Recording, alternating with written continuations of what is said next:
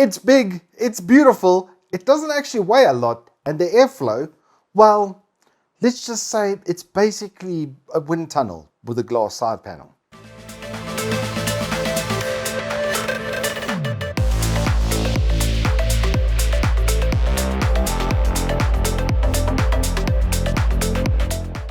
Good afternoon and welcome to Turbo Tortoise Tech. If you're new here, I'm Reese of the 4-piece variety or Wooks Triple XL, and I have the CH510 for you today. And I was very excited about this case because it's their full like high airflow, you know, that like Cooler Master half sort of effect of their cases. It's their very first one that's completely focused on airflow, and it has like a really nice little touch with the LED panel that just brings me back to yesteryear. We used to have like 5¼ inch bays, like DVD-ROM stuff for the people, you know, our younger people. 5¼ inch bays used to house our DVD-ROMs, but they also used to house things like, well, monitors on them. Like we had like little screens and fan controllers and all kinds of stuff you could put back in there back in the day, especially from companies like Thermaltake. You were really kind of ahead of the curve on that. You could even get a cigarette lighter and ashtray if you wanted your PC to then smell like your stinky smoker bum. Then you could do that. You could turn your PC into that. I'm not a big fan of cigarettes. So yeah, moving along back to the case, however, this has got pretty much everything that I want to see in a premium case. It's probably my new favorite, especially under 2,000 Rand. There's just nothing that's going to be comparable. There are some kind of shortcuts that were taken here that I'm not too big of a fan of, like for instance the inclusion of only 120mm fan at the back. So it's not perfect, but the case itself, the layout, etc., is exceptional. And I'm going to take you through it now step by step so you can understand why I say that. So let's start off with elephant in the room. I have a glass side panel when I'm busy filming. It's because I wanted to show you how easy it was to remove. There's literally just 2 magnets in the top over here, and you can pull on this piece at the back and show you it's both easy and not very easily removed. Now the glass side panel sits on a little shelf over here at the bottom, this little lip cut out over here with 2 more grooves in there, and then like I said, these 2 extremely powerful magnets up top here. So it's not going to go anywhere, and even then, in the back over here, there is a screw point with a hole that goes through it so that you can screw that into there. The back panel is very standard. They didn't put any grooves on the top or the bottom. Thank you, Deepcool, for just making it a hinge type style, and it attaches basically the same. Along the back, you'll also see like a really good channeling for the cables. Pretty much exactly what we saw with the CK560. The back panel, etc., is almost exactly the same setup as that, and you don't really need to change too much on something that's already pretty much close to perfect. There are cases that are a bit more premium that have like, you know, Velcro straps and stuff over that with like really nicely done channeling and stuff, but they demand quite a lot more price point than this does, especially for distinct dimensions. Its size, it's probably the biggest case with these dimensions at this weight as well that I can see. The case empty weighs 7.5 kilos, so it's not exactly a hefty boy, especially when it's got a big old glass side panel like that. Moving around the front, we see that beautiful mesh that you can see right through. I even managed to capture that on camera. There is basically no resistance at the front of this case. I think the clearance area is probably between 80 and 90% of the area is actually clear. There's actually nothing in the way over there, but you can see that on film. This is, airflow is maybe a little bit of a priority over here.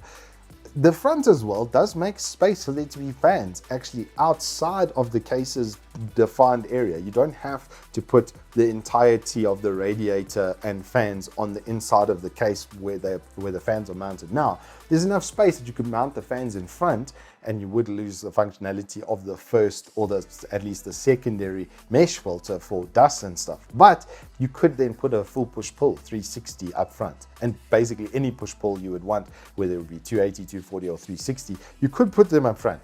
But I much prefer the top mount because I look at the PC and the way that it looks as a result of kind of cleaning that up and unrestricting that airflow for the graphics card.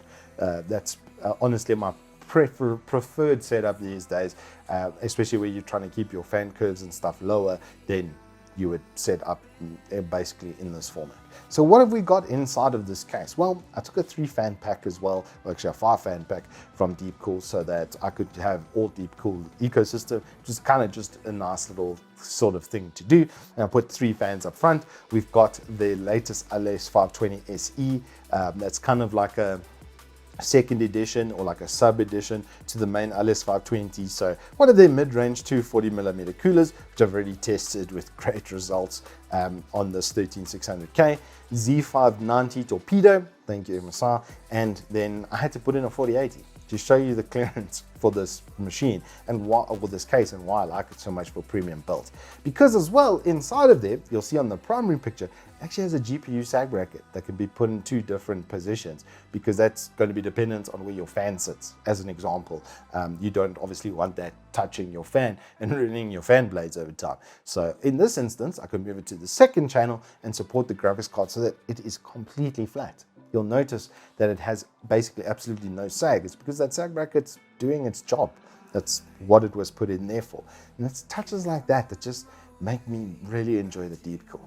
And now we get to the performance testing. So I tested this on the open air test bench and did benchmarks with that, where there's absolutely nothing inhibiting airflow to any of the parts. Open air is always going to be the best because there's no case. There's nothing holding air in, you know, but obviously the inherent disadvantage of that is if you spill water on it, that's bye-bye computer. So that's why we don't run open air, and why we have stuff, because it's also to protect the components. So with that in mind, have a look at some of these benchmark results. Yes, there is performance degradation. That's going to happen no matter what case you put it in. But this was so slight and the temperature increase was so minimal that even my Cinebench like returned a pretty good result. Firestrike was really being the focus for 1080p times by 4K, times by extreme at least being a 4K test. But you can see in these comparatives between open air and it being in a case, there wasn't a lot of performance degradation, and that's just how good of like an airflow chassis this really is. These aren't even an expensive fan pack. I think this is like 600 Rand for the 5-pack. So SP120s, I think, is their model number. They're very entry level. They're not even like an ultra fancy one. And the performance really does sort of speak for itself. Acoustics and stuff in this case, if you've got loud fans and if they're pushing air through products like a radiator, you're gonna hear it because there's no airflow inhibiting stuff here. No sound dampening panels, nothing of that sort. It's still pretty good in the case, and it still was, I would say, overall quieter than obviously being on the open air. But yeah, the offset of having all of that airflow is you also get a lot of acoustic sort of bleeding. But I mean, the case right now, this is basically what it would sound like when I'm running a game. If I'm running a game or a benchmark that wasn't CPU bound and hitting that 99 degrees on the CPU, then this is what the machine sounded like. And the performance results, as you can see, they pretty much speak for themselves. So I think they've done an incredibly good job here. I absolutely love the chassis. More than likely, this is going to end up being my next computer case, if I'm honest, because of this absolutely sick bit of dimensioning over here, where they've put enough space even here with the shroud so that you could do a push-pull on the internal, plus there's space on the other side, so that if you've got a Longboy GPU like this and you want to have your radiator on that side, like you're going to just miss out on a piece of mesh. But then you keep the exact same setup as this, because you can have your radiator over here and then your fans on the other side even. It gives you that kind of flexibility. But up top here, you can have 280 even. You can have 240, 360, or a 280 up top. So then you eliminate that from being an airflow inhibiting area, and then you have your default 3 fans at the front like that, your 3 120s pushing in to give you all of that lovely fresh air. This loop almost becomes isolated into what it should be the warmer part of the radiator actually. So it's getting fed cold air straight in at the top like that. So it's just better. Honestly, this is the better orientation for builds these days. And this case just feeds into that with like no airflow inhibiting at all. It's got space for 2 3¼ inch drives, which a lot of people aren't using. Even I'm going to start moving away from them and probably only using them externally. It's got space for some 2.5 inch SSDs as well. So it's got enough that I would say if you're building a premium PC, you're probably going to be doing more NVMe storage anyway on your motherboard. So it's got enough that I don't feel like it's a detractor. There's really not much I have negative to say about this case. The feet raise the base plate off so the power supply can breathe nicely. Like, everything is just done well. I mean, there's even a specific mesh at the bottom of here for the power supply. Like, all of the checkboxes that I want to see are there. The back panel is made extremely easy. It's got good fastening points and stuff for, you know, cable ties as well. What you're seeing on your screen, I use like 4 cable ties for, and it looks pretty neat and super easy to put the case and cover, etc. back on. So CH510, I really, really like it. The only thing I don't like about the package is that they didn't include a 3-fan kit. Even if it pushed the price point like a little bit higher, I think that would have been nice to have included. And if they were high airflow fans with like no noise, etc., it would just improve the quality and service offering.